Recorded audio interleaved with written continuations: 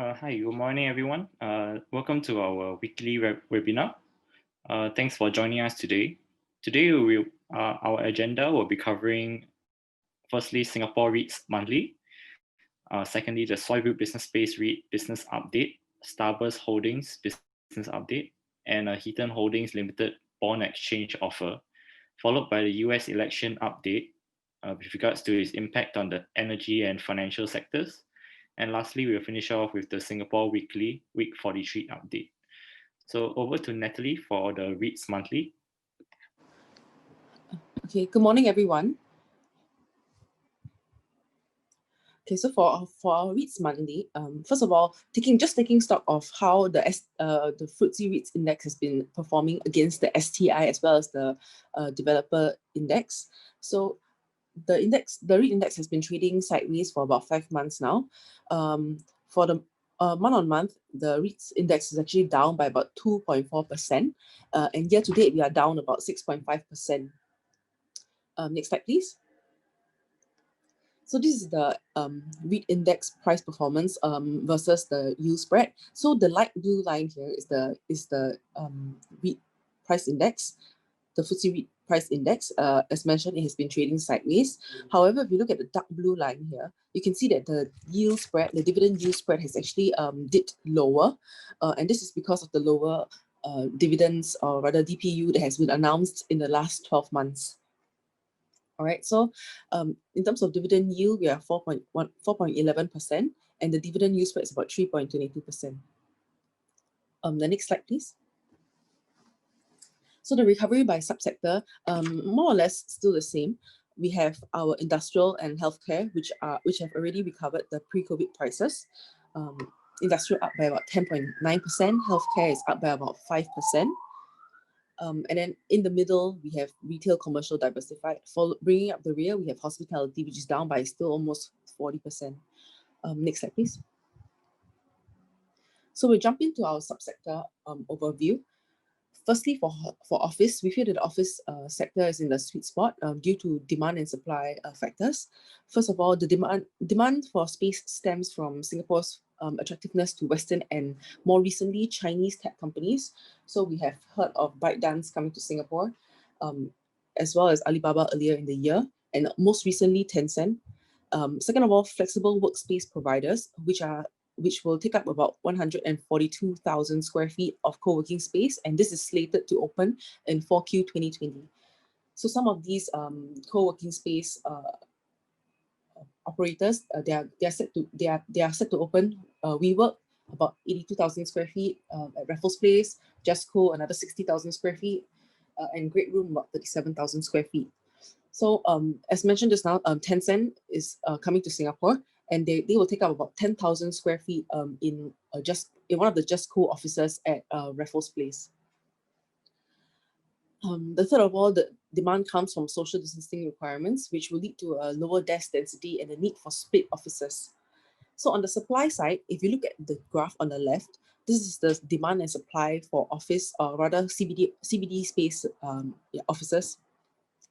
And the supply that's coming onto the market over the next 5 years is an average of 0.9 million square feet.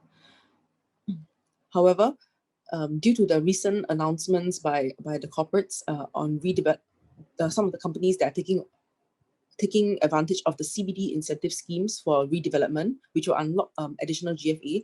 Some of these assets include AXA Tower, Fuji Xerox Tower, as well as Central Malls. So, okay, apparently we're having some audio issues. I hope you still can hear me. Okay, so for these 3 assets that are going to be undergoing redevelopment, it is slated to happen around 2021 to 2022. And it will take off about 1.2 million square feet. So this will reduce the blue bars, which are the supply bars in the graph. So we're also seeing very promising backfilling of space. So some of the space, which is some of the companies which have announced relocations, such as Grab will be vacating Gokul Towers, giving up about 31,000 square feet of space, and they're moving into their own build-to-suit asset, business smart asset. So that space has been backfilled by QBE Insurance. Another space that is being backfilled due to downsizing is Citigroup, which is releasing about 90,000 square feet of space, 3 floors in Asia Square Tower 1. So this one has been backfilled by Amazon. So this is very promising, and we see this flight to quality, especially in weaker economic situations where the core prime rents are actually dipping lower, and we see more companies actually wanting to take up this very prime location spaces. So last of all, we feel that the offices will remain relevant because offices are synonymous with mentoring, collaboration, innovation, and corporate culture. For Susie, I understand that you're having some audio issues. I think this might be due to your own device. So if you could just adjust your device accordingly. So we move on to the next subsector, which is a retail. Retail.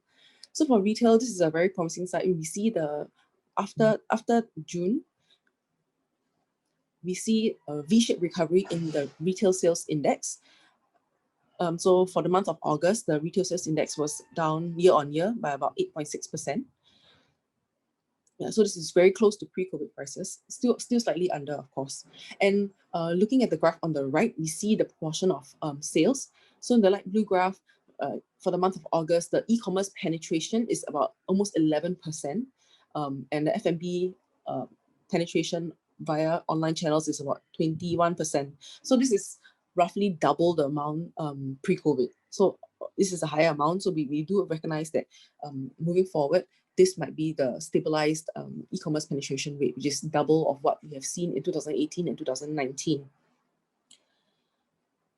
Okay, nonetheless, we still remain convinced that having physical stores or an omni-channel presence will be a crucial differentiating factor, which will ensure the longevity of tenants in the retail business, because having a brick and mortar store will be important for building brand value, which is first of all done by the experiential aspect. Second of all, visibility, which creates awareness for the brand, and third of all, it allows for customers to actually perform quality affirmation and customer service. So these three factors will actually drive brand loyalty and ensure longevity in the retail business, and hence ultimately confirming the relevance of retail malls.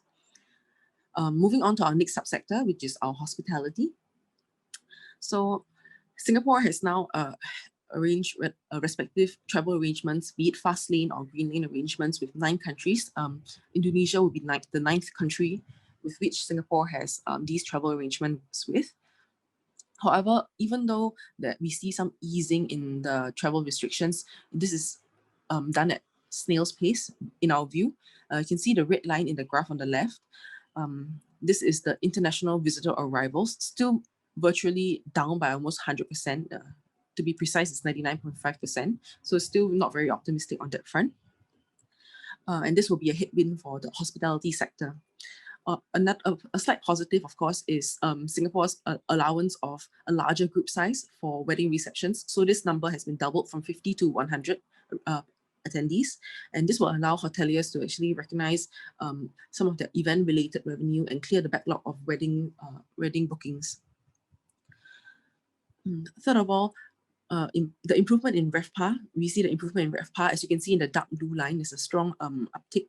And this is due to the higher room rates because RevPAR is a function of occupancy as well as room rates. So this improvement in RevPAR is attributed to the higher room rates that have been charged. And this is likely from Singapore allowing hoteliers to actually take staycation business. So this is the staycation demand showing through. And also with the 300 million Singapore Rediscover vouchers that might be funneled towards the hotel industry. We think that this will be supportive for the RevPARs. So of course, we acknowledge that the recovery in the hospitality sector will hinge on the vaccine timeline, and we expect the recovery to pre-COVID prices to only kick in about 1.5 years later, likely in 2022. Moving on to the last sector, which is our industrial subsector. So for the industrial subsector, the rents have been sort of supported mostly from the warehouse asset class. And the bright spots for the industrial sector are the warehouse and the data centers. So for the warehouse, as you can see in the graph on the left, the green line here depicts the occupancy for warehouses. We have seen an uptick in the second quarter. So this is a bit of a lagging stats here because the 3Q numbers are not out yet. So this uptick in occupancy for warehouses actually came from some of the stockpiling requirements, the government stockpiling, as well as your NTUC, these kind of operators increasing their stockpiling levels, as well as some e-commerce take up from third-party logistic players. So with the increased e-commerce penetration, we expect the demand for warehouse space to heighten further. And leasing at the business parks and high-tech spaces remains subdued. Although it's worth noting that these asset classes actually have very, very little supply coming onto the market in the coming years.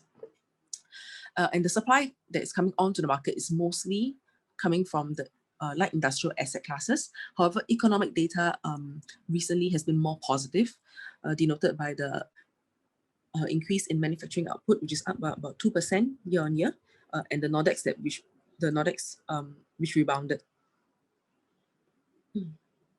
So lastly, of course, with the ongoing US-China tensions still not easing up, we see that a lot of firms have actually been contemplating this China +1 strategy or China +2. So what this means is that manufacturing firms that have manufacturing operations primarily in China are looking to diversify their supply chains out of China. And so Singapore, as a very stable and neutral party with free trade agreements with about 22 countries and skilled labor in Singapore, is a very strong contender as an alternative manufacturing location.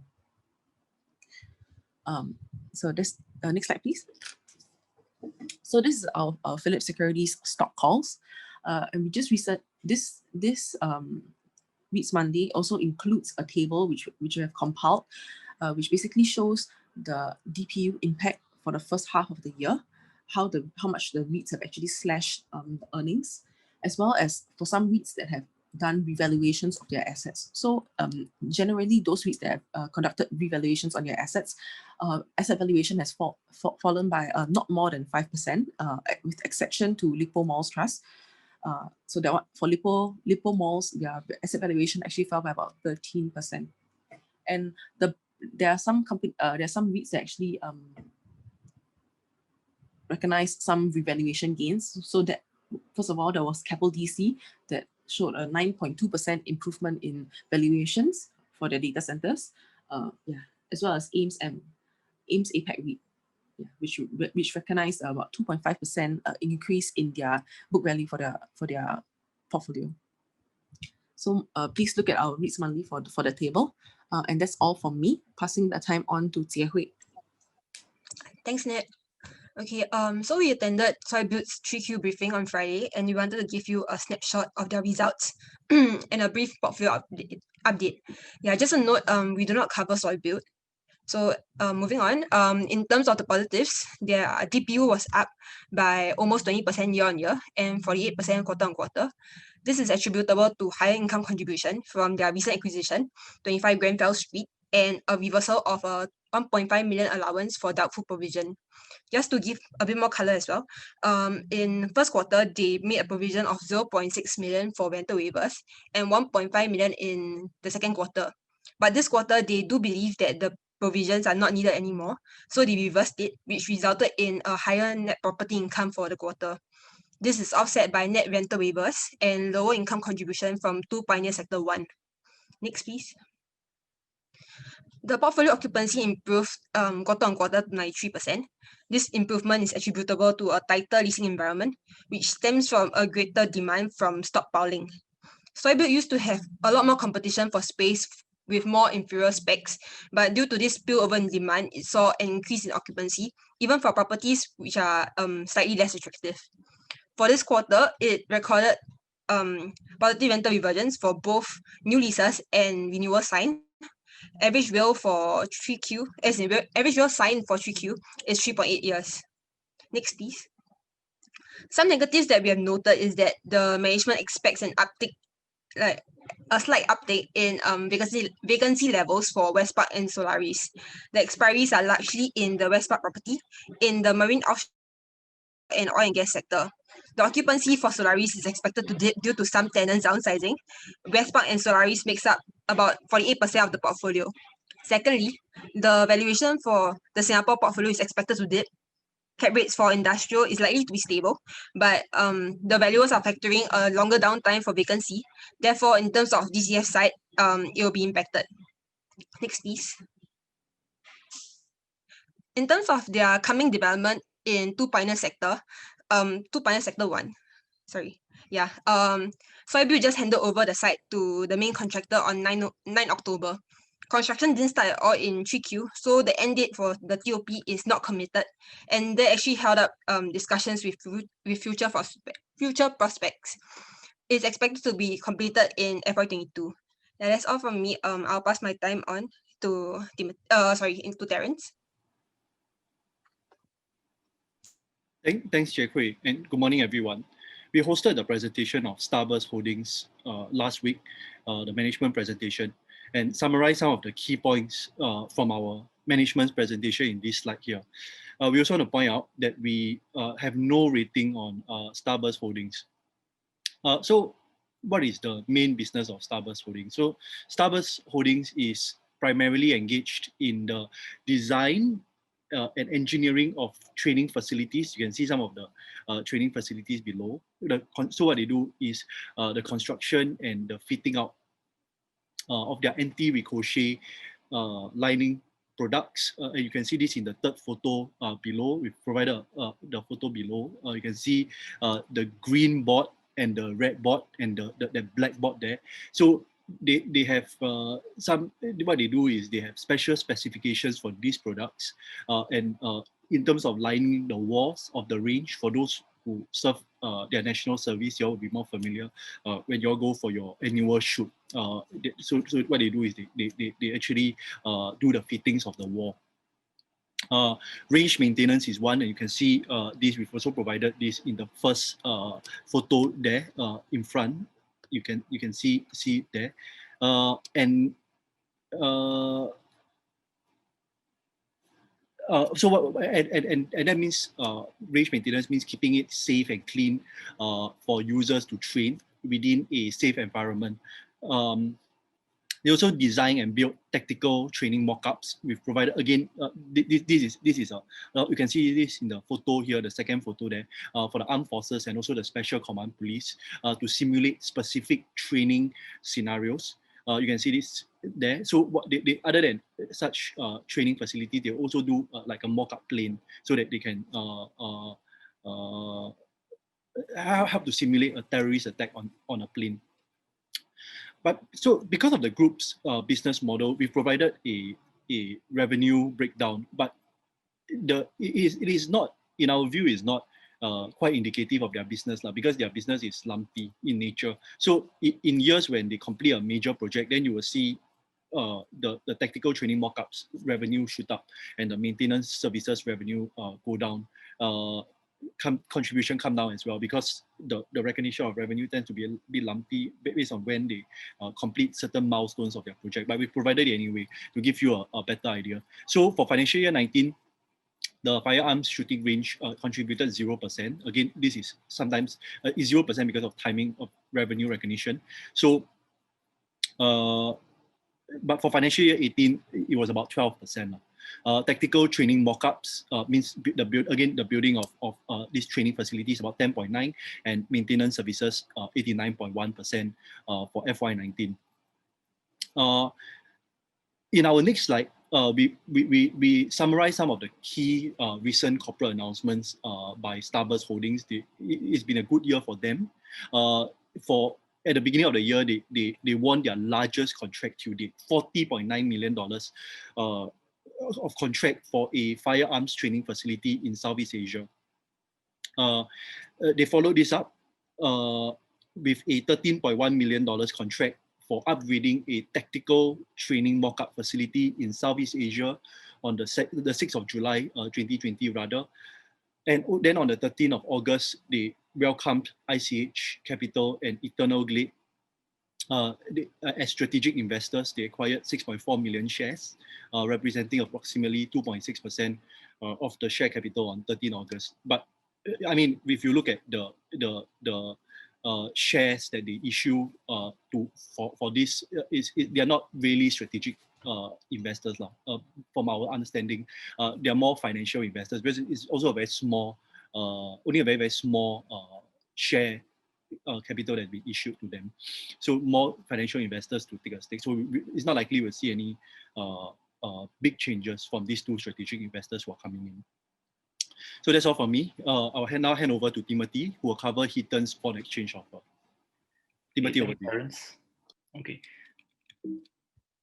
Just an update on Heeton Holdings. They actually announced a bond exchange offer last Wednesday for existing bondholders. And they also held a call for fixed income investors. So I'll just do an update for that. So, but just some details about the exchange offer. So the existing bond that some bond investors have is the 6.08% coupon bond that matures on the 19th of July 2021. So the offer that Heeton proposed is in exchange for the existing bond, they'll give you 200K worth of a new bond at a higher yield of minimum 6.8% and a maturity date in estimated 9 November 2023. And along with this, they'll give you 50K cash and also some exchange fee incentives. So if you subscribe to this exchange offer before the 26th of October, before 5 p.m., they'll give you $1,000. If you subscribe after the 26th of October, but before the final expiration deadline of 30th October, they'll give you $500. And this will include the accrued interest also. So this essentially is a maturity extension of the existing bond by 2.5 years. So the new terms, the terms of the new bonds will be announced officially on the 2nd of November this year. And what's special about this new bond is that it will be amortized earlier than the maturity date. So on the 9th of November 2022, which is 1 year before the maturity date, they'll pay you back 10% of the principal amount. Then subsequently, another 10% on the 9th of May 2023. And finally, the total outstanding amount on the 9th of November 2023.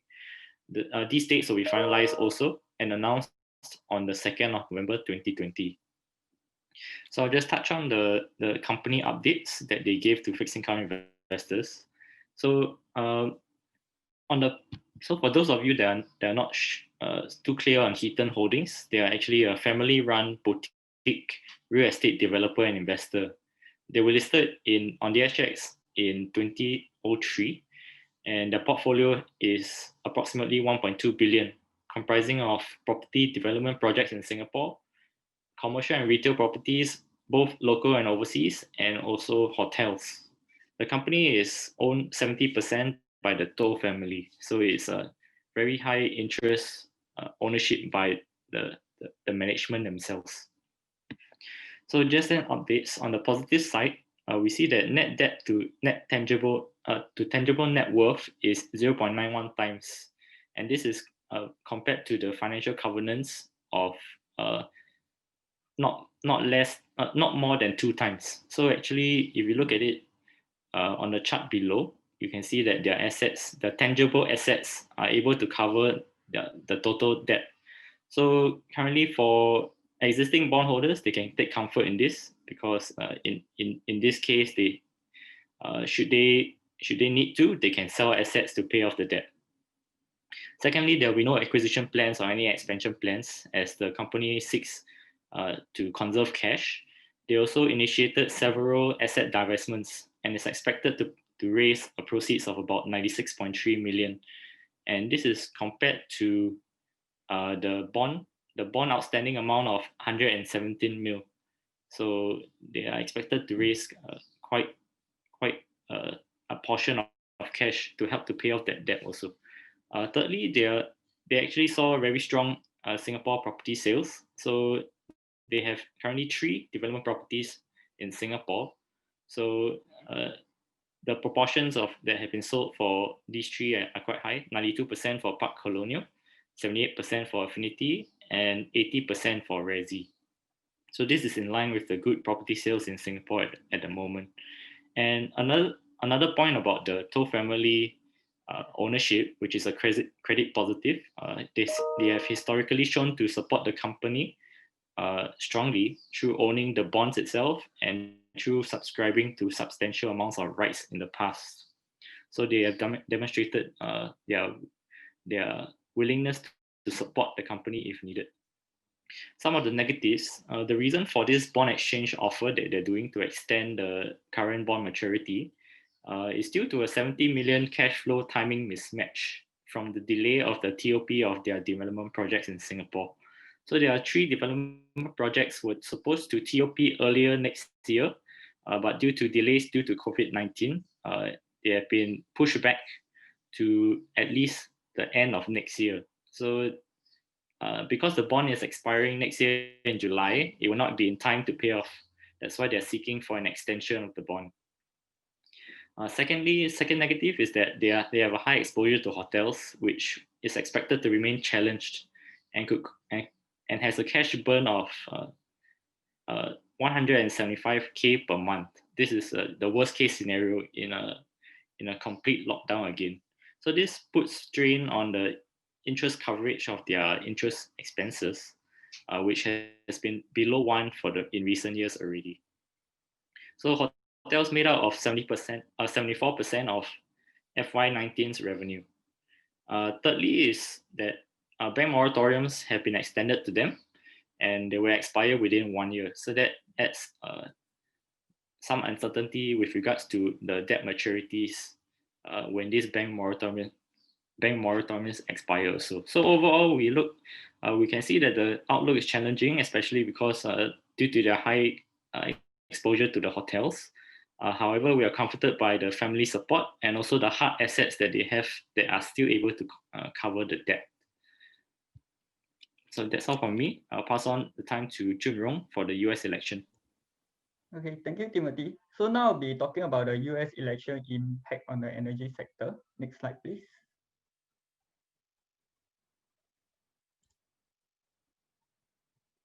Okay, so for a brief introduction, most major players in the energy sectors are actually integrated oil and gas company. So what this means is that they are involved in the entire value chain, from the exploration, which is the upstream, to the transport and storage, the midstream, and all the way down to the product refining. The sector also includes thermal coal and uranium, but this one is very insignificant. It only makes up around less than 1% of the sector.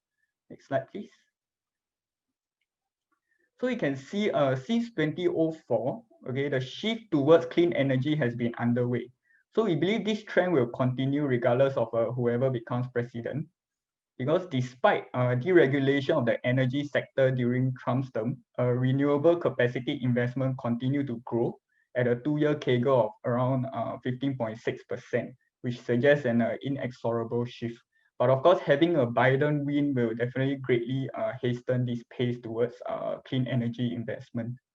And overall, since 2004 for US, renewable capacity investment has been increasing at CAGR of 18.5% over these past 15 years. This is actually the second largest growth globally, right behind China. Next slide, please. In terms of supply and demand, we see oil production cuts of around 6.1% in 2020. It may slightly ease oversupply, but may be insufficient to offset a greater fall in demand caused by COVID-19. So COVID-19, we are estimating a fall in demand of around 8.5%. So having a cut of 6% may not ease the situation for long. Therefore, we believe oversupply may continue to persist. And to balance out this supply-demand situation, probably more cuts will be needed. And based on the EIA projection, global oil demand as at end 2021 will still fall short of pre-COVID levels by around 2.4%. So if this projection really comes to pass, the glut will definitely drag beyond 2021, which will potentially cap oil prices till then. So next year will continue to be a tough year for oil and gas companies. Next slide, please. This is a short summary of the difference in policy between Biden and Trump. I won't go in depth into the policies, but mainly Biden will tend to be negative for the energy sector, while Trump will be positive. Next slide, please. So why we think Trump will be positive for the energy sector is because during his term, we see that monthly mining, querying, and production of crude oil increased close to 45% to a record high at end 2019. So this was partly due to his aggressive rollback of climate and environmental policies. So for Biden, he is likely to reinstate the environmental policies which Trump rolled back if he wins. And reverting to pre-Trump production level will potentially mean a further fall of 12.8% from current levels. And with the oversupply situation, I believe that prices will be suppressed in the near term. And if you have a further fall in output, it will actually be more negative for the energy sector. Instead, Biden will likely accelerate a renewable capacity investment in the US. Just now we see that there's actually a huge gap in renewable investment between China and US. So I believe that Biden will seek to close this gap with China, because China has actually been outpacing the US in renewable investment since 2012. And Biden's bold plan of a 2 trillion investment over these 4 years alone will imply a 8.2% increase from current investment levels. So we will expect a greater adoption of clean energy by companies as they tend to align with the government policy. So we'll be expecting a big boost to the clean energy space in the Biden win. And of course, if his bold plan can pass through Congress. Next slide, please. So overall, we favor the clean energy space with Biden's climate plan. We believe the shift towards clean energy will continue regardless of whoever becomes president. But a Biden win will definitely greatly hasten the pace. A Trump win may favor the energy sector. If you are looking at his deregulation stance, which we have seen during his term. And currently, the energy sector seems attractive. The valuation seems attractive at current level. If you look at a PB, PB for the energy sector is at 0.99 times, below its 5-year historical average of 1.8 times. So in a way, this is more or less a valuation play. We still remain cautious due to a prolonged oversupply and also a risk of a virus resurgence, which may potentially further dent demand. Next slide, please. So here is a list of ETF which investors may look out for. For Biden will mainly be for clean energy. Trump will be in terms of dirty energy. Okay, no worries. If you cannot catch this in time, you can find our report on stocks BNB. The table will be there. Next slide, please. So now we'll be talking about the US election impact on the financial sector. So for the financial sector, it mainly generates revenue from loans and mortgages. So large-scale diversified banks account for around 20% of the sector, while smaller regional banks account for around 13%. Other key players will include credit services and diversified insurance companies, which account for around 17 and 16% respectively. Next slide, please.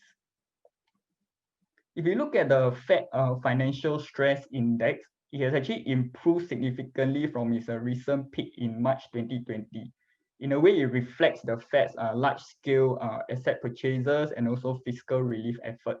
Currently, it stands at a negative 0.4, and usually values below zero denote below average financial market stress. Therefore, we can see that credit market have largely stabilized and funding liquidity has improved.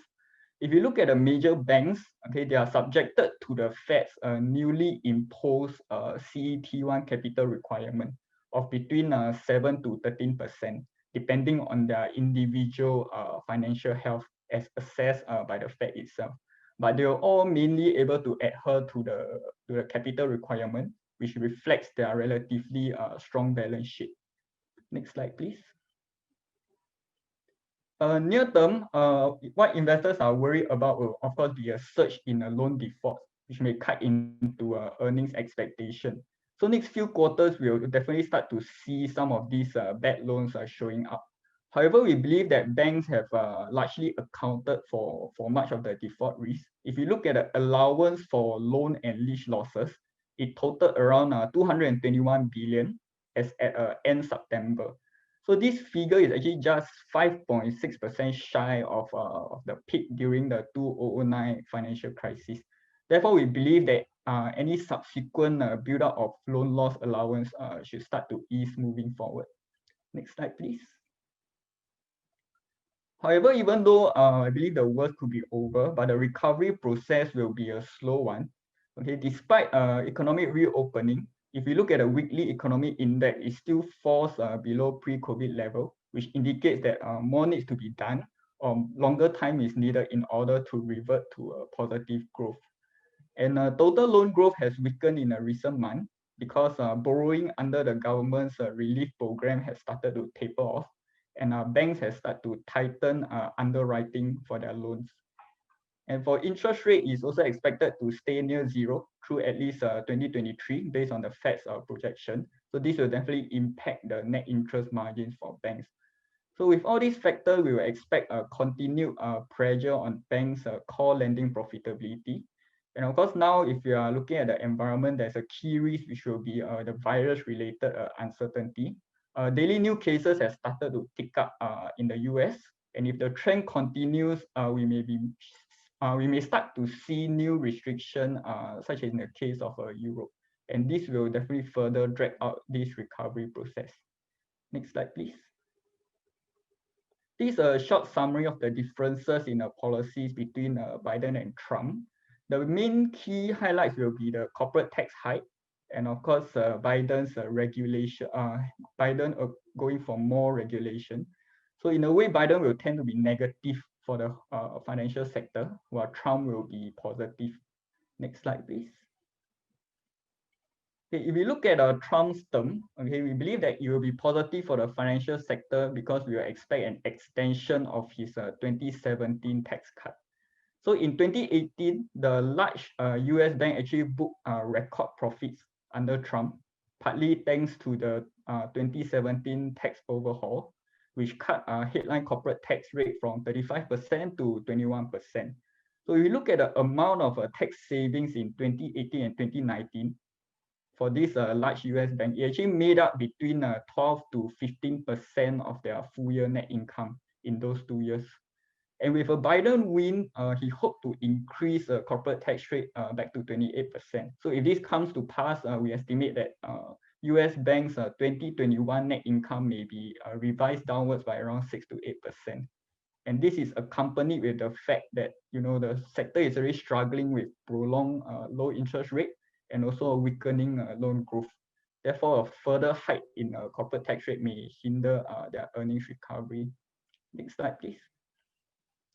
So despite all the negativity, we do still favor accumulating large US banks on weakness, considering their attractive risk to reward proposition. But investors will have to be patient to hold it out through this recovery process.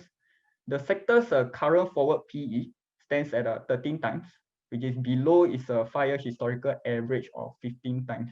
If you look at the forward dividend yield, it stands at 2.5%, above its 5-year average of 1.9%.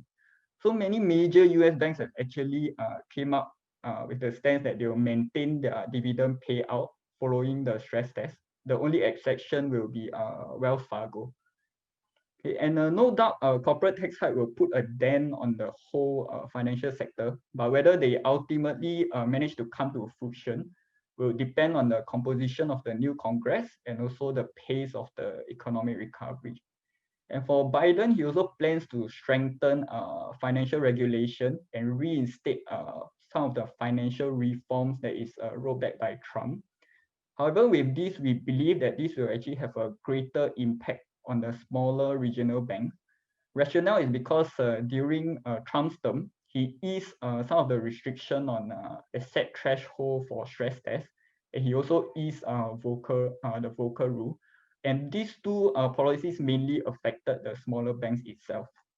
And for large US banks, because they are deemed too big to fail, and therefore they are under a great scrutiny from the Fed itself, they are already subjected to the Fed's stress test, and they also have to meet stringent restriction on capital requirement. Therefore, we believe that any further oversight may affect them to a lesser extent. On the other hand, for Trump, we are looking at his extension of his tax cut policy, which will likely favor the overall financial sector. And his deregulatory stance may make smaller banks more attractive. Next slide, please. So here's a list of ETF which investors may look out for. And yeah, likewise, no worries if you cannot capture this in time. This table is in our report on Stocks DNB. So now I'll pass on the time to Paul for SG Weekly. Okay, thanks, Juno. I just sorry for the screen today. I mean, it's not really full screen, but sorry for that. We'll probably try and fix it the next time. As usual, we will just run through the key highlights for the week, at least for last week.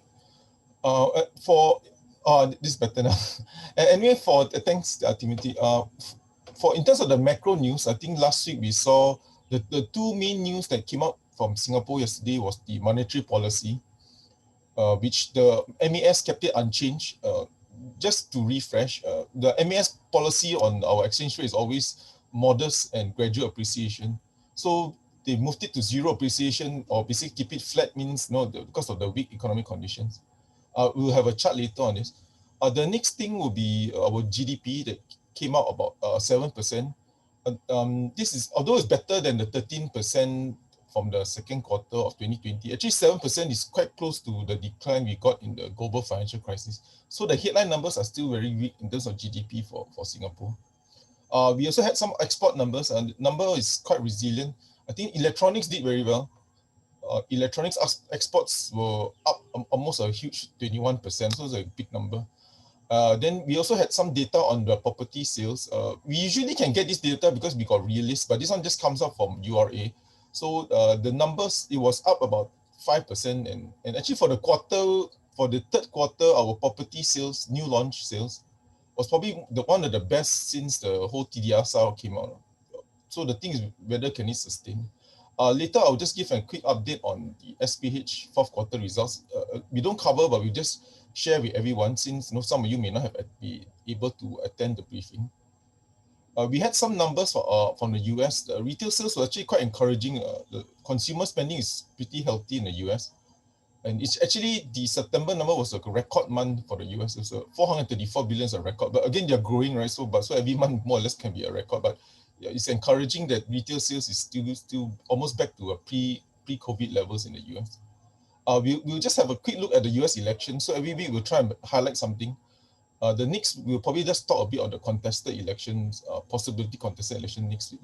But I mean, right now for the Senate race, why the Senate race is important, even if Biden wins, but if he doesn't control the Senate, the Democrats do not control the Senate, then this will kind of put a stumbling block in his ability to undertake any stimulus, especially any proposed infrastructure stimulus, or spending on renewables and so forth. So it's important that the Democrats control the Senate, so that there'll be more fiscal spending. He may cut taxes, but he may curtail raise taxes, but at the same time he needs to have some stimulus. So the Senate race is just as important as the presidential race. In terms of our tactical view, we are cautious on the market. I think we expect some de-risking. I think as we come to the US elections, it will be quite a very noisy month. I think there's a lot of worry about contested elections, so whether the Senate race. Then the other worry, all this comes from the US, will be the lack of stimulus. As you know, there's been discussions of another big stimulus coming up, but again, it's still in a deadlock. And the other thing why we are cautious is the pandemic is worsening globally. So obviously, maybe the lockdowns may not be as high as the previous lockdowns when the pandemic, but it's still going to slow down the momentum in global growth. So just a quick update on the US stimulus. Again, this thing has been like ping pong, like ding-donging here and there the last couple of weeks. But anyway, they have to kind of clear it the next 1-2 weeks, because in the last week of October, the US Senate will vote for the Supreme Court nominee. So that will, a lot of time will be spent on that. So if they don't clear this now, we don't expect any stimulus until after the elections. In terms of the weeks ahead, where we highlight some of the key events, I think today is all over the news right now, the China numbers. Actually, China's GDP, I think it's 5 point something, if I'm not mistaken. So you can compare that with Singapore's 7% decline. So the latest number from China is all been like accelerating and growing very well in China. In terms of our events for poems, this week on Wednesday, we have a Fortress Minerals webinar. Then next week, we have IX Biopharma and OEL. So do sign up for that if you have the time. And also we have a TR only because they are doing a rights issue, I think. So they have to limit to only trading reps. So we can't open it up to everyone. That will be on the 22nd of October. So if you look at the pandemic, as usual, we will do this every week. You can see that the bad news is the blue line. So globally, the number of new cases continue to rise. Just to give you a sense of how fast it's rising, the global cases are rising almost 22% from a month ago.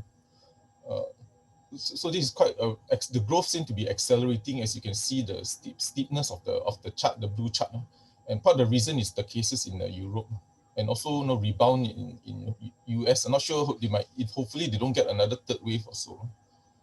Next slide. If you look at Europe, it's virtually a tsunami of cases in Europe. Even in you can see the UK spiked up.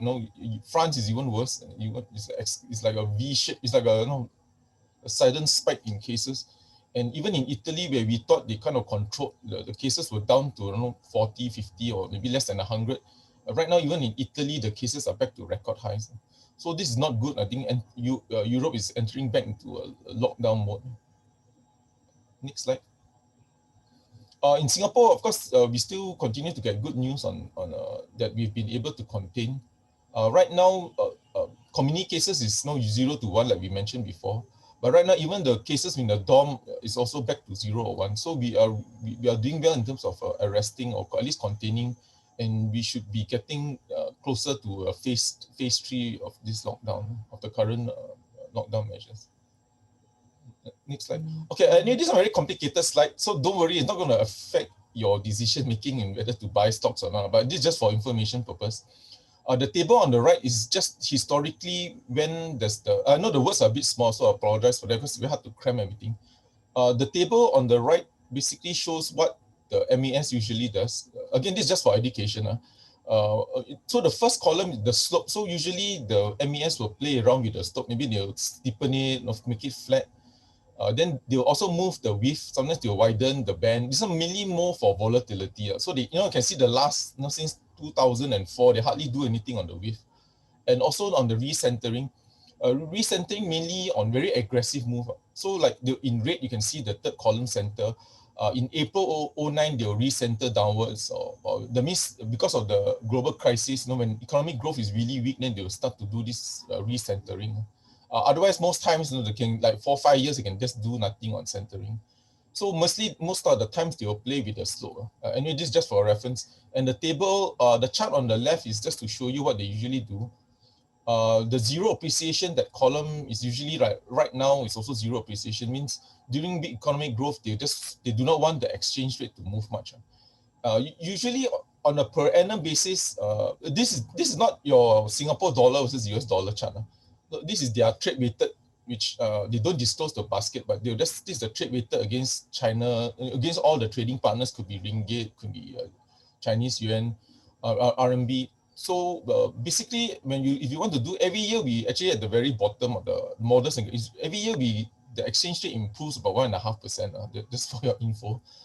So right now, we are no longer on these models and gradual appreciation, actually gradual wrong spelling, but we are actually more on the zero appreciation and recenter downwards. So basically, the MAS just wants to keep do not want the exchange rate to appreciate much because of the weak economic conditions. Again, this is just for your reference. I mean, if you want to have to look at this, so that whenever they announce, you understand. And this is for the GDP. So on the third quarter, this is just a prelim flash number. We were -7, but you can see that even at -7, is actually very close to the peak of the global financial crisis. So it's quite alarming in that sense that even though we were better than the 13, which is like a depression scenario, we were actually still quite weak, at least for headline GDP. But I guess many of us may not have felt it because this is quite uneven. Those at the center of the whole weakness, as the hospitality and so forth. One of the reasons why the big contraction is due to actually construction industry. Virtually there was no activity because of the DOM cases. Next slide. Exports, again, I just wanted to show you, at least you guys know what's going on, but the one that's doing well even this year, it's quite amazing that even though global growth is kind of weak, but no, our exports still rose and electronics was up and pharmaceutical was the one that helped the most this year. Yeah, and just for your reference, yeah, next slide. Property is actually doing well. You can see that in the third quarter, the number of units is 3670, and it is actually the best performance since TDSR was announced, I think June 2013. Of course, we cannot compare with 2012. Now, 2012 is all speculative, and I don't think you want to have those kind of volumes. Then you know the authorities is going to come down hard on the whole property market. So maybe these levels are much more sustainable. And the encouraging thing for me, the second bullet point, is just that property sales is doing well despite the weak economy. We're technically in recession, and also there's an absence of foreign buyers. So the demand from foreign buyers is actually very weak, one of the lowest, of course, because of the lockdown. So you can imagine a scenario if the pandemic leaves, then how what would be the impact be like? Because foreigners could actually come back and even push the property, the number of units sold even higher. And of course, the only reservation now is whether is all this just pent-up demand. As you can see, the second quarter, the quarter before the 3670 is very weak. I think maybe 1,000+ units.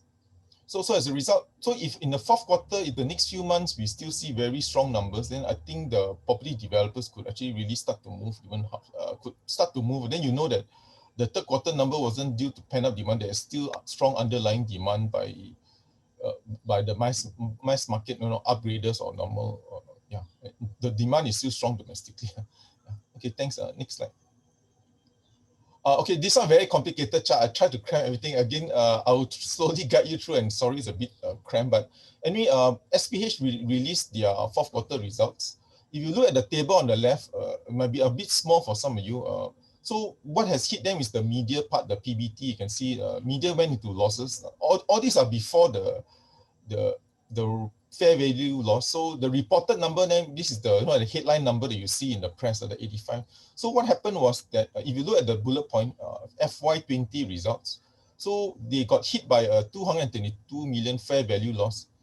SPH holds about maybe 6 billion plus in investment properties, the malls, or Paragon, the table on the right, you can see Paragon, Clementi Mall.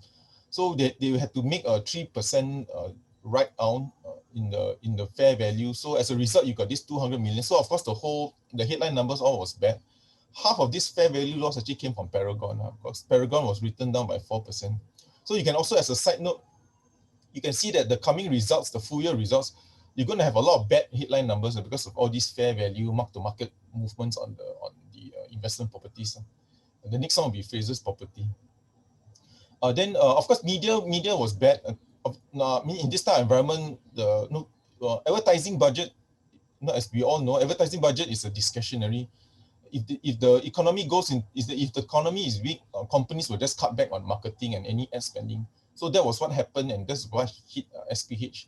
So the media revenue dropped almost 131. No company can withstand this 131 million kind of decline in revenue, right? So obviously, the media went into losses. The other negative thing that the results, if you look at the table again, is their dividend. So they cut their full year dividend a year ago.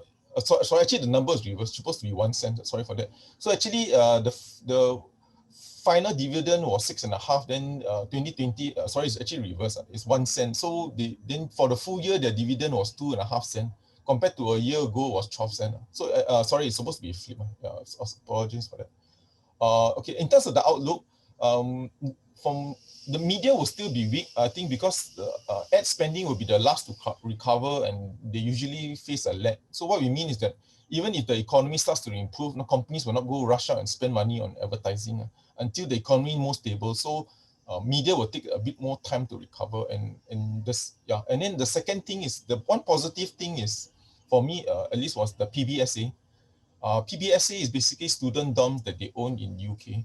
So they're actually meeting their booking. So actually student dorm is actually holding up very well in the UK. And one of the reasons is foreign students are not coming out because of all what's happening. But what is good is the local students is coming back into the market. partly because of demographics and the gap student return.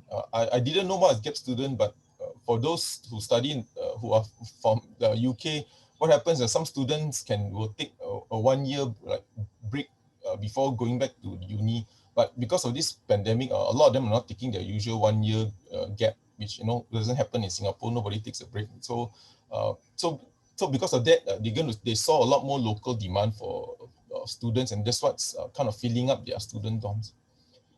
The other positive is the Woodleigh residence, one of their major projects. It actually selling well. From July onwards, they are selling almost 140 units, and these are like 2,000 per square foot. So these are pretty. These are the the higher end of property. So their property segment is doing well. The more interesting thing for me for SPH, again we don't cover much. This is just my views. I think it looks cheap. There could be a valuation opportunity here because they are trading at almost 50% discount to book. And if you want to know what's inside the book, is the table on the right. So the book is like Paragon. A lot of these are SPH REIT, and even SPH REIT is trading about only 10% discount to their book, whereas now SPH is trading at 50%. Obviously the media is one, but again, the other part of the assets is they actually have quite good assets, the PBSA and others. So and they're trading at a dividend yield of 2.5%. So in terms of valuation wise, as the chart can see, they're all-time low in terms of price to book. Next slide. Okay, this one just for reference. The US sales, you can see is above 0, is growing, is coming back to growth, and this one's the ultra V shape compared to what you saw in the global financial crisis, the 2008 to 2010. The recovery in consumer spending in US is far better than in the global financial crisis. Next slide. Okay, this one US state election again. If some of you are not interested, I think just close your eyes. But just wanted to inform you on what's happening on the Senate. So for us, we have to just monitor all this. In the US elections, there are 100 Senate seats, 35 are up for elections. So whoever gets 51, obviously you're majority. So if you look at this, the numbers you see here, 47, 46, these are basically what the polls show. So again, it's a bit quite close. But if you look at the toss-up states, those where the polling numbers are maybe less than 5% swing, so you can still say that it's still the Democrats still are favored to win.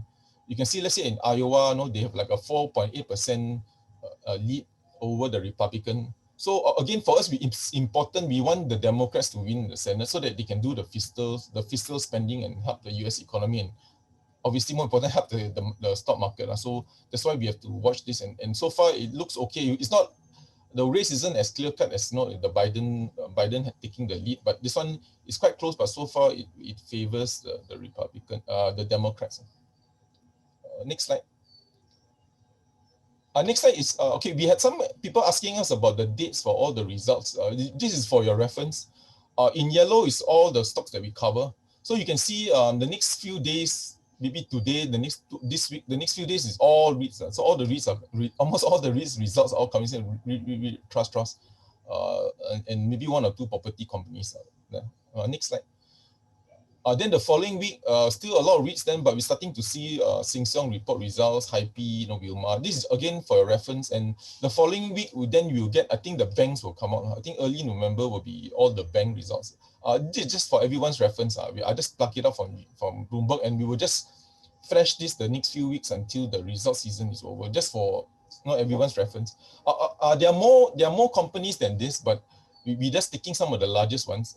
If you want more, actually our morning note, we have some of the dates for the results, but due to lack of space, we can't cram everything. So sometimes some names might be missing, but this is just for reference, and we'll just flag this out for everyone's benefit.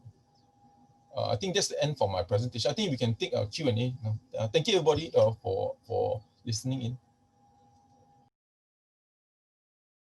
Okay, I'll take this one. Thai, can you update? So thank you for all your questions, everyone. Can you update on the Thai political situation and its impact on Thai Bank? Okay, again, all this is not from my own conclusion. We try and get it from our Thai. So initially, the protest was, I think it was reasonably contained. It was just among students. And some of the protesters were high school students. I mean, you can infer wherever you want. whether are they there to really protest and do they actually know what were they protesting? But again, this is subject to interpretation. But what happened was the pro-government supporters came in. So that caused a lot of friction, caused a lot of what do you call it? I wouldn't say fighting, but at least there was a lot of animosity between the both sides. So as a result, it kind of escalated the whole situation. I think if the students were just there, I think they would just been contained. So what has happened is that then now the government has to come in because the pro-government supporters, the yellow shirts, they were there, and then it kind of make the situation more volatile. So right now, I think what may happen, this is just my guess, I'm not a Thai expert, but what may happen is that the government may try to arrest or maybe apprehend some of the leaders of the student protest to contain this situation. So that could be the scenario, and then this whole thing might just kind of die down. I think that could be one scenario. Again, when it comes to protesters, the mob rules, or you always worry the mob kind of rules the things, and the thing may go chaotic. But that could be one scenario. Just one final word on Thai BEF. My worry is not so much on the political situation in the very, very near term. My worry is the Fraser's property. If you saw the recent announcement, it just came out a few days ago, they announced that their results might be down 60 to 70%. So why is Fraser's property important? Because Thai BEF has about 28% stake in Fraser's property. So just to give you a very nutshell, Thai BEF makes about $1 billion Sing dollar a year. And this Fraser's property, if they would, because of this, they might actually make there could be 100 million impact on Thai BEF's second half results, because they usually make about 250 every half year for Fraser's property, but this will swing into a loss. So Fraser's property might announce maybe 300 plus million, about 100 over million loss in their second half. So the impact to Thai BEF could be roughly about 100 million hit to Thai BEF numbers. So the headlines for Thai BEF won't be good because of Fraser's property, but because these are more like fair value mark-to-market numbers, right? I mean, we will always strip that out, but in terms of the headline to the market, it won't be good because even so, if you take, let's say, Thai BEF make about 500 million every 6 months, 100 million hit to the earnings, a decline, it's almost like a 20% impact. So that is my worry, just the headline impact on the share price. Again, these are fair value, and Fraser's Properties has about 22 billion of investment property. So even if you move it like 3-4%, it will just cause a big swing and big fair value loss. So my worry is more on the Fraser's Property impact on Thai BEF results. Sorry, I know it's a very long answer, but that is just to give you some color on the very, very near-term worries I have about Thai BEF. Okay, the next question, with the cross-trade tension escalating and speculation of possible military conflict, how would this impact APTT? This one really hard for me to answer, because this one is, I know I also heard about the rumor, even in China there's this rumor, but I really don't. I mean, obviously it won't be good. I mean, for APTT if there's any conflict, but I really hard to say. I really no clue how to answer this. There's too many permutations. Are they taking advantage and all that? Sorry, this one I'm really not sure how to answer. Yeah, because this thing has been around since 1940s. So I really do not know whether will there be such a thing. But obviously it won't be good for APTT. I mean, if it's a war, right, you're talking about, if there's a war, obviously it won't be good for any company in Taiwan. Sorry, that's the best I can do. My apologies. Thanks. Yeah, I'll probably take the next question. What do you think about receivable collection risk from government clients for Starburst, given tight budgets? So again, just to remind everyone, we don't cover, we don't have a coverage on Starburst, but I will just answer this question now.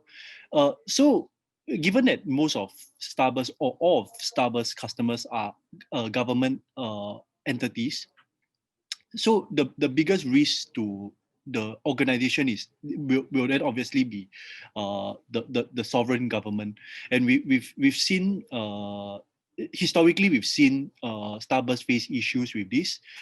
We saw this in in their Middle East operations when oil prices collapsed in 2014 and 2015. What happened then was the Middle East then faced a crisis in terms of having to manage their budgets, and so what Starburst then discovered was a lot of the governments in the Middle East then started to slow down payments for some of the contracts that they have, and also start to get behind, or even in some cases totally not pay lah. So what Starburst does is they try to mitigate this risk by having trying to collect these receivables on a percentage of completion method. Of course, with the government, it's sometimes difficult to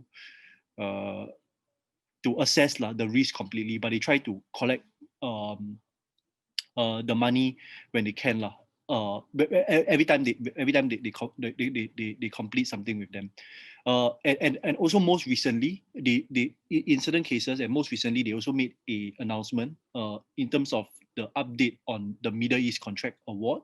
So what they did was to go back to the Middle East government and renegotiate the contractual terms. So the contractual terms in the end, what happened was the contractual terms was downsized. So they reduced the quantum of the contract, and then the project was allowed to resume. So I guess these are some of the options that they have on the table. Yeah, that's all from me. Okay, probably I will take the next question. The question is, will Trump win or Biden win? Do you have the latest forecast or poll numbers? Okay, the current numbers updated as of yesterday is Biden is of course still leading the race. The poll numbers, if you want, is 51 versus 42. Okay, which is around a 9 points lead. Okay, but what interests me is that before Trump contract COVID, okay, Biden only have a 6-point lead over Trump. So when Trump COVID contract, there is a huge swing in some of the approval rating towards Biden's favor. And now, even though we see, Trump seems to be well, he's going around attending rallies, trying to gain supporters for his campaign. The polling wise is still there's still a 9 points lead as compared to the previous 6-point lead. So this one, what I see is that potentially there could be a permanent shift of sentiments towards Biden, okay, after the Trump's contracting of the COVID situation. So probably some supporters may think that Trump by having the COVID himself, right, potentially, they start to doubt his ability to manage the situation. So there's some permanent shift in sentiments here. And overall, if you look at some of the swing states like Florida and Wisconsin, over the past few days, the COVID cases have started to tick up. And if it continues, if the trend continues, then high chance, if it's not kept under control, there could be a potentially these states may swing towards Biden. So all this will just show that Trump has a very huge challenge ahead of him over these 2 weeks. Yeah, but for now, Biden is still leading the race. He still have a high approval lead over Trump. Okay, that's all from me.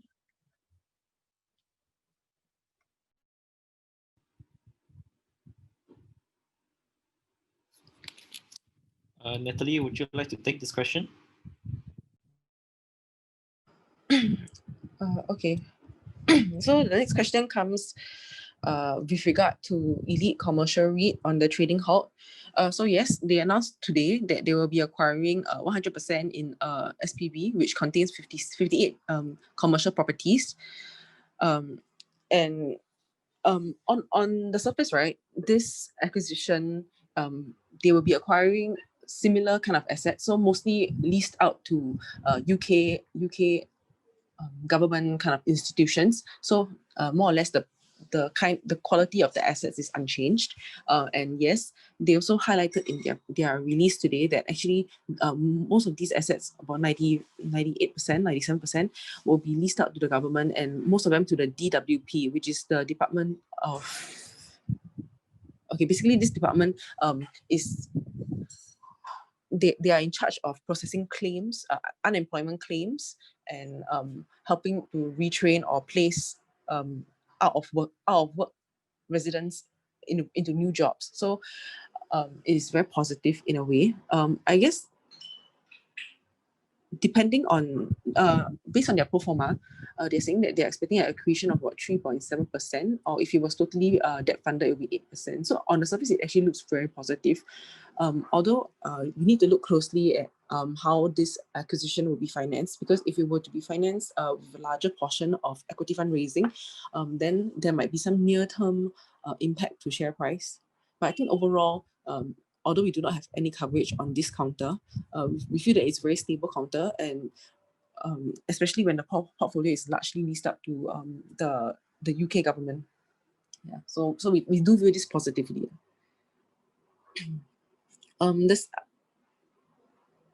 Okay, I guess I will let Paul answer the next question on sets. Okay, thanks. I'll read out the question. SETS is making meals for supermarkets and restaurants. What percentage impact will it have to the revenue, especially to its central kitchen in China, and when can this revenue be recognized? Okay, thanks for the question. I think the impact is minimal. Okay, and firstly, just to in terms of revenue, the contribution from aviation for SETS is 80%.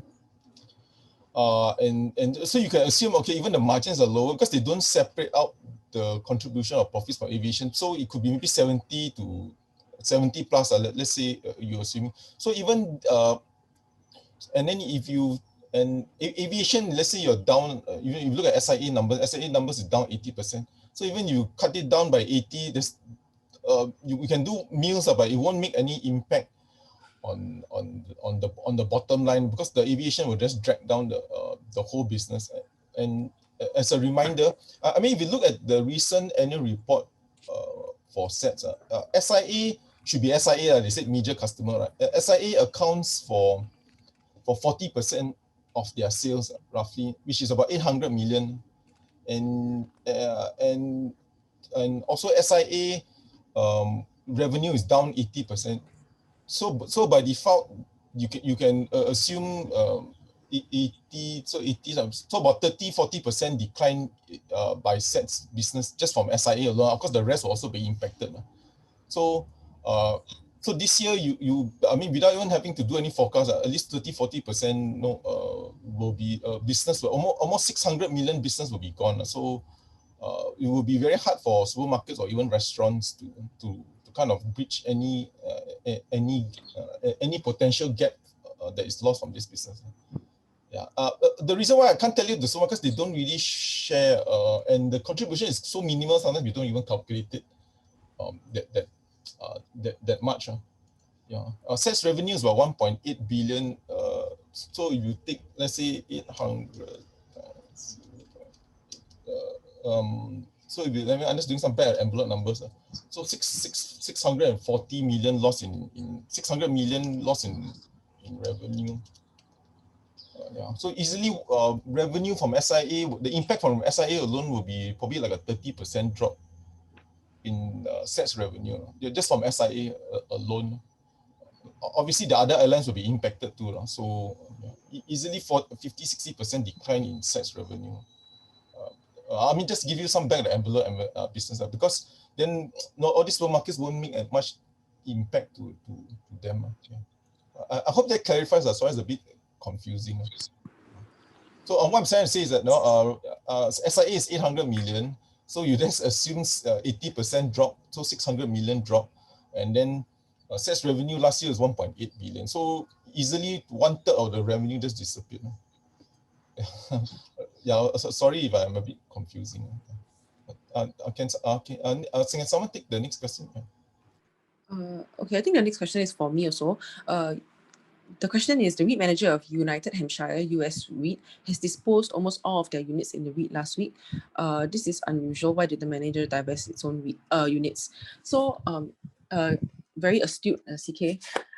Yes, there was some change of interest in the REIT by the manager. So I guess there wasn't any reasons cited in the release on SGX. So it could either be just to finance, because when the managers actually pay in units, they still need to pay their miscellaneous kind of fees, as well as wages. So I guess that could be the liquidating of some of their units, could be to finance some of these expenses like your salaries, etc. But it's a bit hard to speculate. I don't think it's fair or safe to speculate that they are anticipating any negative outlook with regard to United Hampshire. Yeah, so we don't want to say too much, except that I think more likely than not, it would be for just to finance expenses. Second question is also for me.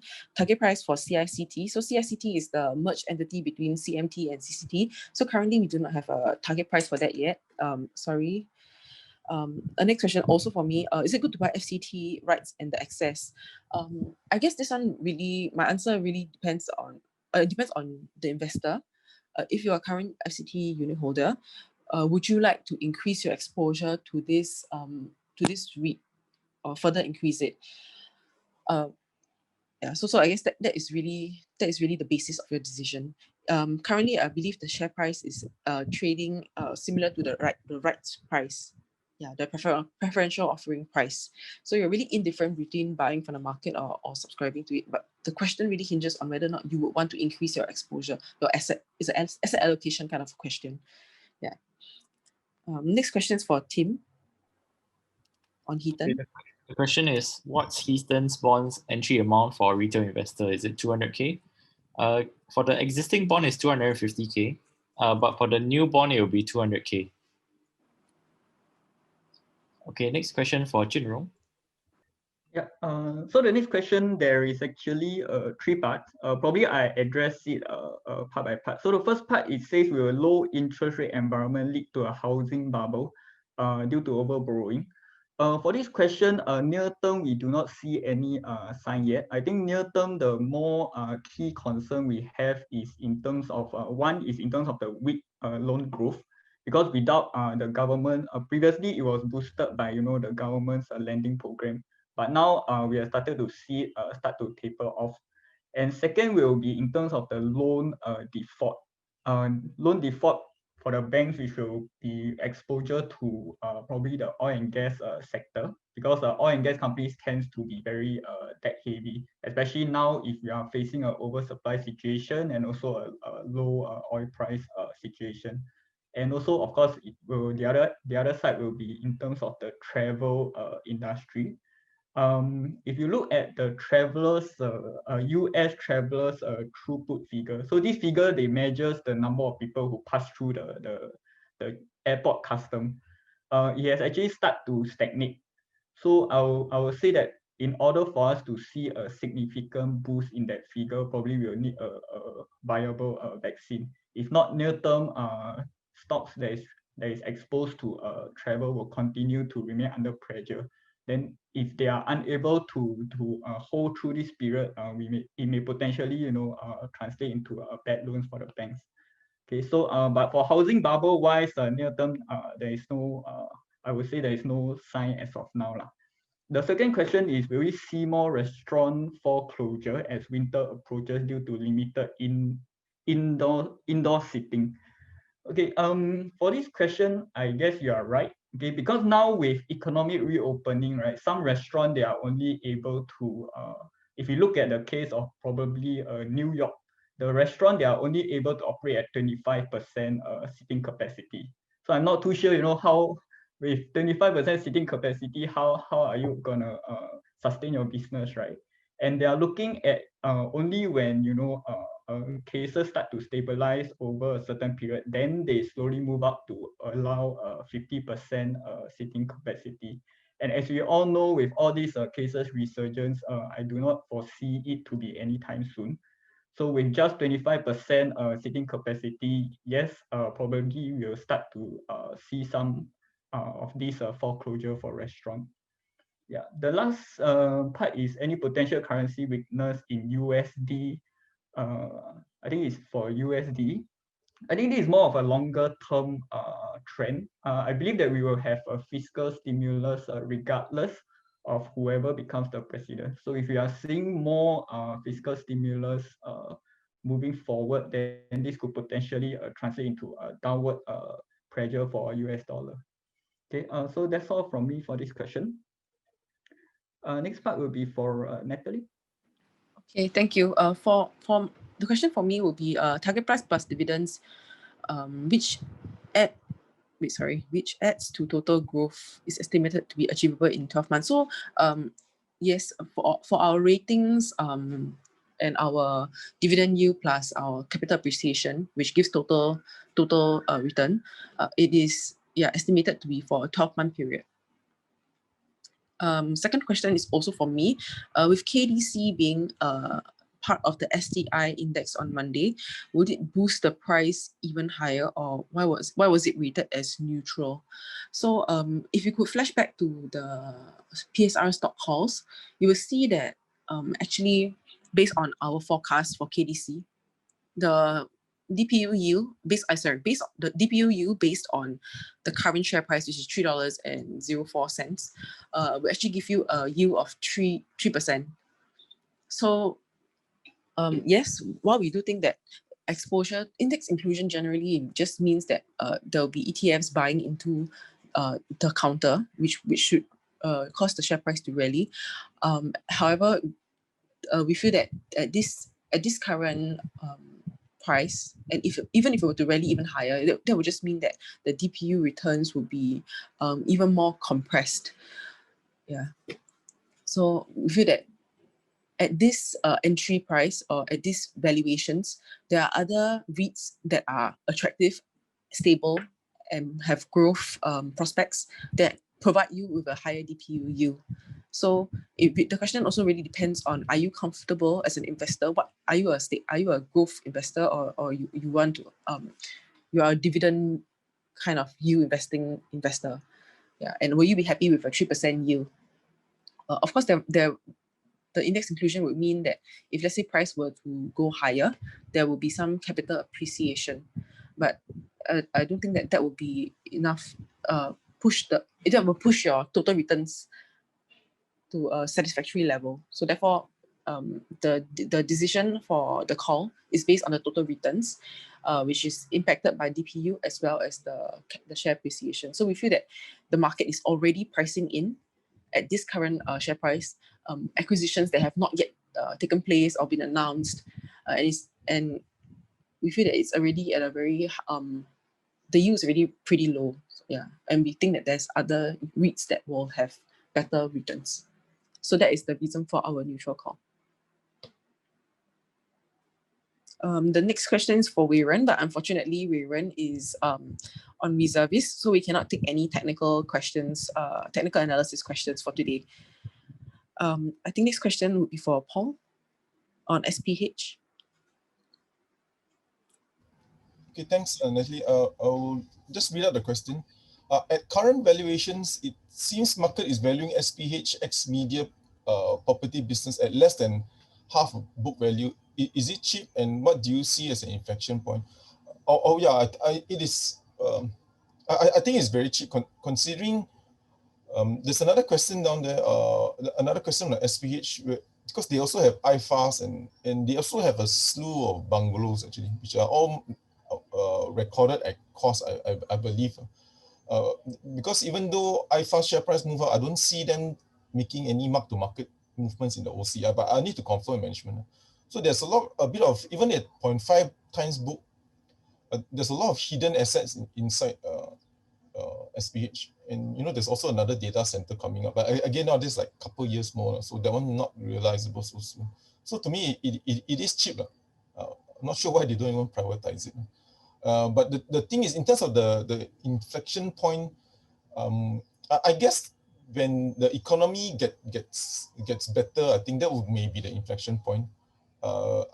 because the whole media, everyone is so bearish about media, but do note that even if you take out the JSS, the SPH was actually cash flow positive, operating cash flow positive. So my only guess is that probably the inflection point would be maybe the economy starting to improve, then the media start to stabilize and rebound. Yeah, so that could be the inflection point.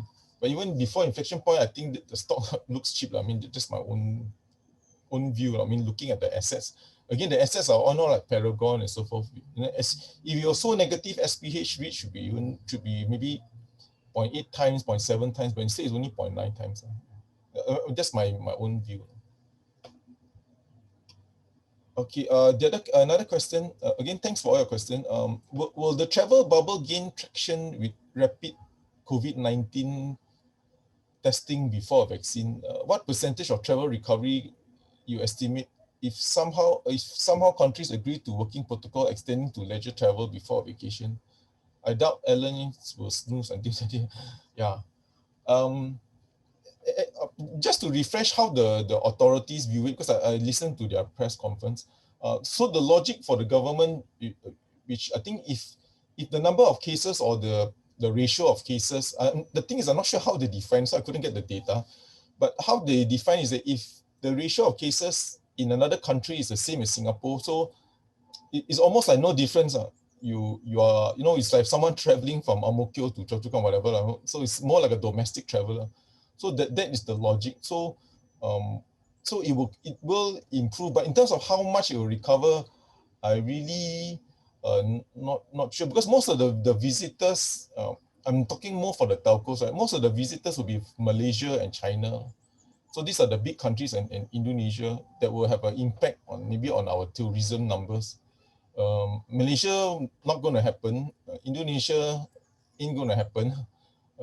So I think it would be quite a protracted period, because these two countries are not controlling the number of cases.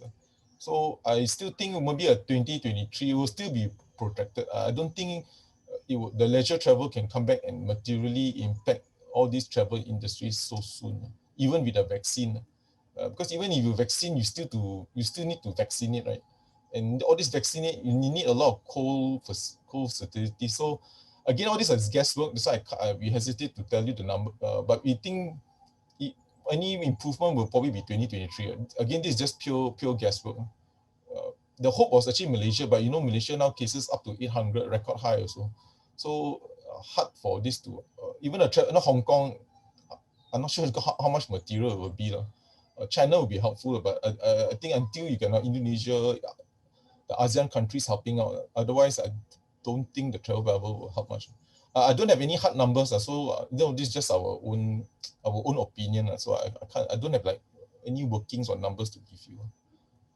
Paul, for SPH, can you comment on their investment on iFast? Yeah, that's an interesting question. I also didn't realize. But anyway, iFast, they invested in iFast at 95 cents. So iFast now is 2 something. The paper gain, the iFast value now is probably 120 million because of 15% stake, right? So probably they can get a lift. If they still record it at cost, it could be a 60 million lift. So like I said, this is probably one of the hidden assets, but I'm not sure. I think they recorded at cost, because when I look at their financial statements, they don't show any like mark-to-market gains. They call it fair value through the comprehensive income. So if that is so, then there's like a 60 million, and the book value for SPH about 1.0 billion. So like a 6% lift in the book value. Yeah, but if I get the answer, I will try to post it in our community page, because I'm also asking management how they recognize the iFast. So if I get the answer, I'll type it there. Because I don't cover, so I don't really look so detailed. Yeah, but thanks for the question. Yeah, very interesting one. I need to check it out myself. Yeah, thanks. I'll move on to the next. Okay, the next question is on if Biden wins and renewables start to shine, would EV shares such as Tesla, Nikola Lee Auto, and XPeng benefit? Actually, if you see the renewables have actually have already shining already. So if you look at the renewables ETF, they actually have a very good run up over the past few months, mainly because the market is expecting a Biden win. EV shares, Tesla, yes, it could be a potential direct beneficiary. Nikola wise is I think Nikola is quite dubious, as you all know about his recent news, right? So the only thing holding this share up is just that the General Motors is taking an interest and want to have a stake in it. But other than that, it's still, I would say short term is still very speculative unless they are able to deliver concrete results. And Li Auto and XPeng is in the EV space, but the market is mainly in China. But I will expect that, when there's a short-term optimism over this clean energy and the EV space, sentiments could potentially flow over to other EV counters also, like Li Auto and XPeng. Yeah. And the next question is, which EV shares will most probably benefit most? What are other renewable shares that we can focus on? I mean, Tesla is one. The other one that is has been going around is this Brookfield Renewable Partners. Mainly they do hydroelectric power. I think it comprises around more than 50% of their portfolio, around 65%. Yeah. If not, then I mean, you all can look at the exposure in terms of a ETF. Whereby previously, just now I showed a slide on some of the clean energy ETF that you all may want to buy into. But just take note that because currently there has been a very strong run up, so do manage your risk, because for the investment to really take place, okay, for Biden's 2 trillion fiscal stimulus to take place, first it has to pass through Congress. And second, is actually spread out over 4 years. So the economic impact will not actually flow in so quickly. So currently it's surviving based on the hype. So if you all feel that the current run up, the valuation is already quite high, you may potentially wait for a pullback or for the situation to stabilize first before jumping in. Currently, I would say it's more for the hype. The economic impact will not be visible so soon. So that's my take on this issue. And the next question is extension of tax cut policy and deregulatory approach, as mentioned, will make smaller banks attractive. Can you share who are these smaller banks? Probably I clarify. Okay. Deregulatory approach will, I believe, will tend to benefit the smaller banks more. Reason is because the larger banks, they are already subject to huge stringent scrutiny from the Fed itself, because based on their 2009 financial crisis experience. So now they are already under scrutiny. So probably any further oversight may affect them less. But in terms of the extension of tax cut policies, this one will actually benefit the overall sectors. Yeah, because this will naturally translate to more tax savings in terms of larger banks. Can you share who are these smaller banks? For smaller banks, do pardon me, I do not look in depth into it, but in my slides, I do have ETF that has exposure to a lot of smaller banks. Yeah, so if you want, you can buy. The ETF is called First Trust Nasdaq. I mean, if you want, you can look through.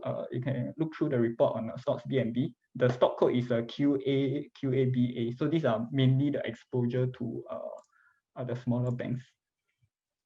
Okay. Probably while I'm at it, I will just take one more question. It says, please update, is it still okay to go into USA stocks or should we wait? My longer term view is that US market will still be bullish going into next year. I'm expecting that we'll have a fiscal stimulus regardless of who is the president. And next year, I'm hoping that there will be progress in terms of the vaccine, and there could be a potential, mass production going underway. So I'm still bullish on the US market after the election, but near-term wise, there is still a lot of uncertainty. If you are looking at in terms of the near-term fiscal stall, And of course, if you are looking at around this US election, there is still a huge uncertainty. So potentially near-term wise, there may be a downside reaction, especially after the election when in the event where Biden win. I was expecting that there could be a downside reaction because people are afraid of his corporate tax hike and of course his anti-business regulation approach. Yeah, but ultimately, I believe that market will still pick up because a lot of this negativity from his end can be discounted. It will still be a boost for the economy if he were to increase tax hike to spend it on the economy to inject in terms of fiscal stimulus. Yeah, so going into next year, I'm still bullish, but near term wise, it's really hard to say. And I do believe that if there is any reaction after the election, any downside reaction, it could be a chance to enter the market. Yeah. So that's all from me. I think the next question is on CNNU. I think that's a Singapore counter.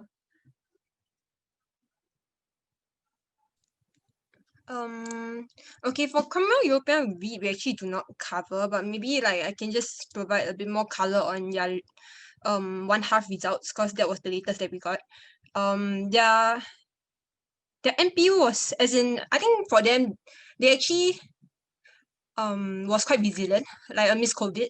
And their NPI wise is actually 6.6% higher than that of last year. And then DI wise, as in distributable income wise, it's slightly lower, like 0.6% lower than that of last year. So I think more or less the portfolio has remained resilient, and this is actually supported by a higher portfolio occupancy also. Like I think their portfolio occupancy actually increased slightly from 93% to 95%. And during this period of time, they actually managed to secure leases at a 6.4% rental reversion. Yeah, their will still remains long at 5.1 years. So I guess for this REIT, it seems quite okay. As in like I'm quite positive on this REIT. We don't have any coverage on it though. Yeah, that's all from me. Okay, we have another question, the outlook for Singtel. I'm assuming all these questions are fundamental analysis because Miriam is not around, so we can't give any TA. But in terms of our view, it's still going to be very challenging for Singtel. The next 2 quarters, don't expect anything good. Because the roaming, they already mentioned, roaming accounts for 20% of mobile revenue for Singapore. That as a group revenue, 10% plus. So it will be still very it's going to be very lethargic, and they're also facing challenges in Australia. I think in Australia, the loss of, because they from a retailer of broadband, they become a wholesaler, so they lost a lot of profit. They lost a large chunk of profit from it, especially with their corporate customers.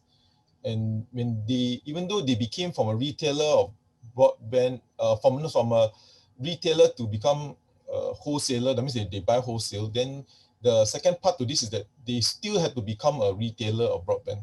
They still had to, I don't know, you can call it, I can't say the word pretend, but they still have to take on the cost of a retailer of broadband until all the customer leaves from the retail. Then then they can shut down the retail and just concentrate on wholesale. So it's like having the worst of both worlds. You take the cost, but you don't have the revenue. So all this is going to unravel probably another year. Again, just a guess, because they still have a lot of retail broadband customers that they need to flush out, then shut down the whole retail, then just focus on wholesale. Then at least that will kind of elevate some of the kind of bottom out the weakness. The Optus, if you take out the NBN compensation, because when they converted to wholesale, the government gave them some one-off compensation. But you take that out, the operations, the profit is down 60% to 70%, roughly. I mean, I don't have the exact number. So Australia also having issues for them. So it'll be quite challenging for Singtel. The next question, can you still hold on to Thai Bev? For us, we still like Thai Bev, but we just worry the market reaction, the price action once the headline numbers come out. We are just trying to, sometimes all this is more like guesswork. We're trying to kind of guess what other people are guessing. So we're trying to guess how the market will kind of react if they're not really accounted for from the weakness from Fraser's property. So I think in the very near term, we think there could be some weakness. Because if the results are not good, then with all this political noise, I think if I'm a trade, some traders might try to get out and then try to come back in after the results. Again, this is almost a very near-term kind of guesswork kind of for me. So I think longer term, yes, but I think very, very near term, I think there will be more weakness on the Thai Bev share price because of all this headline and all this noise. Next one will be CDL and Sembcorp. For CDL, we have a buy call on CDL, and currently at this current price, CDL is about 40% below their RNAV. So this is considered a very attractive entry. So we would say that if you're holding, you can actually average down. So of course, CDL, they were quite impacted in their 1H results. This is of course understandable, but because they had a large, the one that they suffered the most amongst their segmental reporting, it was their investment property and the hotels, which the hotels actually suffered a loss in the 1H results. This due to all the closures that were happening and around for the group. Additionally, I mean, some of the near-term positives or catalysts that will happen for CDL is, of course, they are trying to restructure and streamline the operations for MNC that they privatized just last year. So that will be, we can hope for some some synergies with respect to this MNC privatization, as well as their recent acquisition into Sincere. They are still working on capital recycling as well as streamlining the operations. So that is more towards the future. So of course, near term, their hotels, which is actually also held under their investment property, that will be the one that has some near-term impact. But valuation-wise, still attractive. For Sembcorp, maybe Terence. Yeah, thanks, Natalie. So I'll take the Sembcorp question. Since our initiation of Sembcorp Industries, the company has rallied about 50% already since our initiation.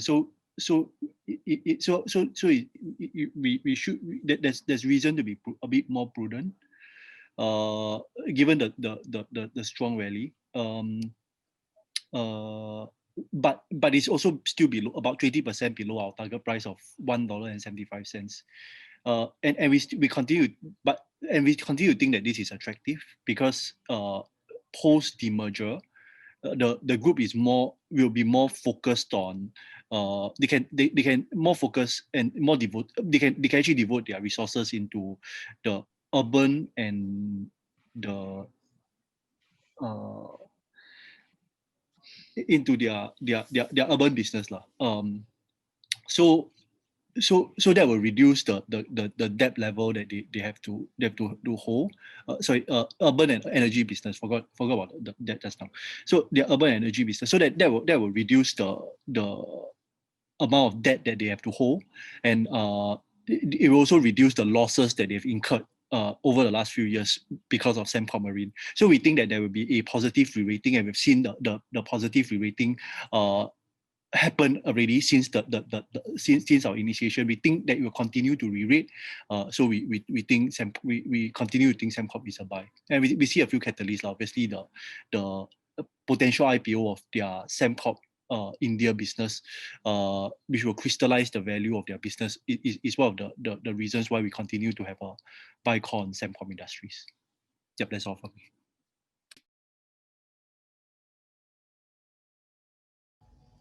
Yeah, we can't help you on N. We don't have. Probably you might have to ask your dealer for that, because it's a Hong Kong stock. Yeah, and we don't have any numbers. We don't have anything to comment apart from this newspaper headlines. So we're very sorry. We can't really comment. The question was, can help comment on N Group IPO good stock to buy after IPO? We really don't have the answer. So if we don't have enough things to support our views or anything, or anything that you saw, then we can't comment. So sorry, because it's a Hong Kong stock. The next one, I think maybe Wee Kong, if you want to help out. Okay, I think the next question is, what is your view of the medical sector in the coming couple of weeks? Okay, so if you look at the medical sector, I'm not sure why is the urgency for the next couple of weeks, but from what we know, is like maybe if you can split it into healthcare services and like the pharmaceutical. I would say generally the outlook for the medical sector in terms of services wise, it is still quite muted. We are still kind of assessing what is the recovery from COVID-19. But what we do know is that currently the patient load across the hospitals have kind of recovered, especially for the local segment. But because of the travel restrictions, all the hospitals are having a mute. So it's down about 20% year on year, because there is no foreign patients now because of the travel restrictions. So that's what's hurting them, and that is also usually the higher margin business for the hospitals, because when you fly in from overseas, you generally want to do a lot of services at one time and clear up everything. Then for the pharmaceutical side, I think generally, of course, if you're talking about how there are different types of pharmaceutical services, some pharmaceutical goods as well. But if you're talking about general outlook, I guess for the medical PPE, of course, you'll still be quite doing quite well. Of course, you might start to taper as everything starts to settle down in Singapore. I'm not sure about the region though. With all the prices still high and demand still high across the various sectors, we still think that I think generally the pharmaceutical goods and the PPE will still do well, of course, when you compare year on year. But then how much it will stabilize in the future is also something to take note of. Yep.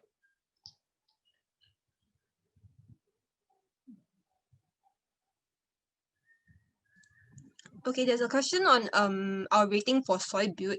We actually do not cover Soilbuild, so yeah, we don't have a call or like a target price for it.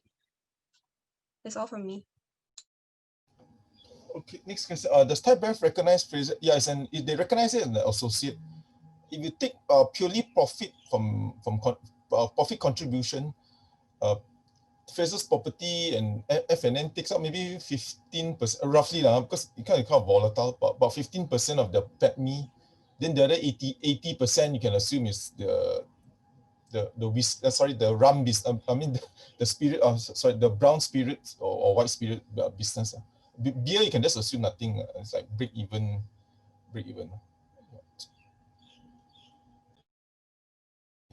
Next one, what is the fair value price for sets? And just wondering if Vicom will let growth.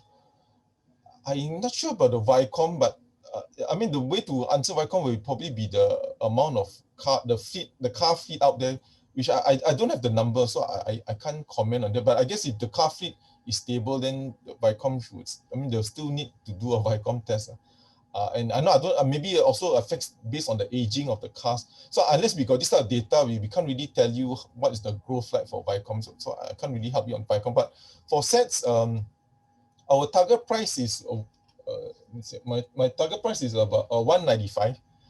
Yeah, I know it's somewhere probably the lowest in the market. I mean the rationale for coming up with this is just that we just think that the next 12 months the outlook is bleak, number one. Then number two, I'm just used because it'll be loss making. So I'm just taking a book value, and the book value I came up with was just how this stock traded during the global financial crisis. And you know that airlines is probably trading worse than the global financial crisis. But again, I don't think the market believes in my view because it's the share price from our last report is more or less still the same, around 3. But the reason why, again, the third reason is we think the outlook will be bleak, and also there's no yield. And the fourth reason, I really do not know how to call a buy for this stock. So I mean, if you ask me if I were to put the reason also, if I were to put a buy or hold, then the next question people will ask will be, how long will it take for the recovery? And again, I don't have the answer. So sometimes it's not the reason why we put a sell reason, because we do not know what is the reason to call it a buy or even a hold. So that's why. So that's how we came up with the 195. It's about 1.35 times price to book, which is roughly during the worst time that they faced, which was global financial crisis. So this is just our way we calculate the book value. Yeah, I mean the target price.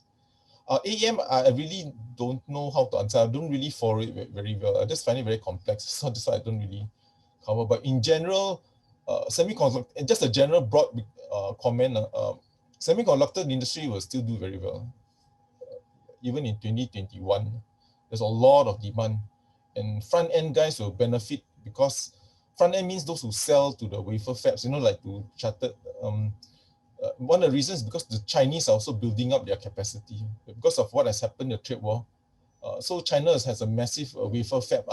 They won't be the cutting edge wafer fab. The one is still TSMC with 5 nanometer. But in terms of the mass, the Chinese are still ramping up their wafer fab. So front end, someone like AEM will still do well. But AEM is a bit different anymore because they're doing for Intel. But in general, all the front end UMS, it will be a good year even until 2021. Demand is from everywhere. It's not only just 5G, even from memory. Just to give you some flavor, because of artificial intelligence and data analytics, a lot of data that used to be nobody store all this data, right? Because of that now, you need a lot more. You need a lot more memory and a lot more cloud to store the data. Because if you don't have the data, how are you going to do data analytics and AI? So this is one additional driver for memory, and you also need a lot of DRAM because of the processing. So you need a lot of DRAM. Yeah, but it looks good like semiconductor even in 2021. In this general view. What's the view of SGX and SETS? I think SGX. I think we take after this. We'll probably take another 2-3 questions more because I think we are far exceeding our time. But on SGX, Vikong, you want to help? Yeah. Okay. Okay. For SGX itself, generally over the past quarter, the company has been, and in terms of their turnover for securities and derivatives, it has been quite good. And of course, they have been rolling out some FTSE contracts in replacement of the MSCI contracts. And of course, year on year, they have also additional contributions from sales in terms of their acquisitions from BidFX and Scientific Beta. So that is what will push them to do better this year compared to last year. So what we're expecting is for the financial year 2021, which is between July to June next year, we should still see about earnings growth of about 10% year on year. That is on a more conservative side, I think. However, what we do note is that moving forward, over the past 3 months, in the first quarter of 2021, the securities volume and derivatives volume, it has started to trail off a little bit, although year on year it is still a double-digit growth. So it means that last year was, but then it's just that year on year it is, month on month it is slowing down by quite a lot, but year on year is still doing pretty well. So moving forward, we just hope that because I think in September wise, the institutions and the retail both participation has fallen off quite a bit month on month. So it is just whether it is because we are entering the year end. Usually this is the quieter period for the market. So generally, if they are able to recover from that, we should still see a pretty good recovery and growth outlook for SGX itself. Yep.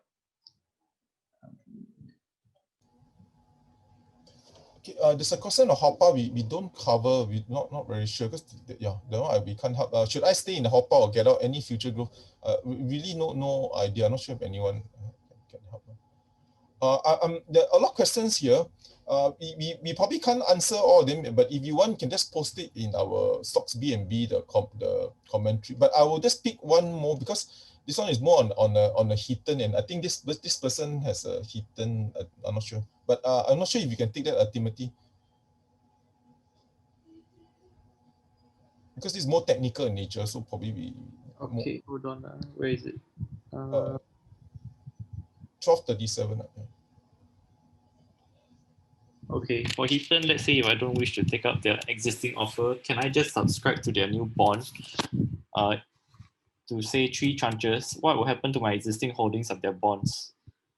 Okay, this offer is only extended to existing bondholders. So you can't just buy the bond outright until it lists in the market after the exchange offer is over. So yes, you can buy the bonds, 200K.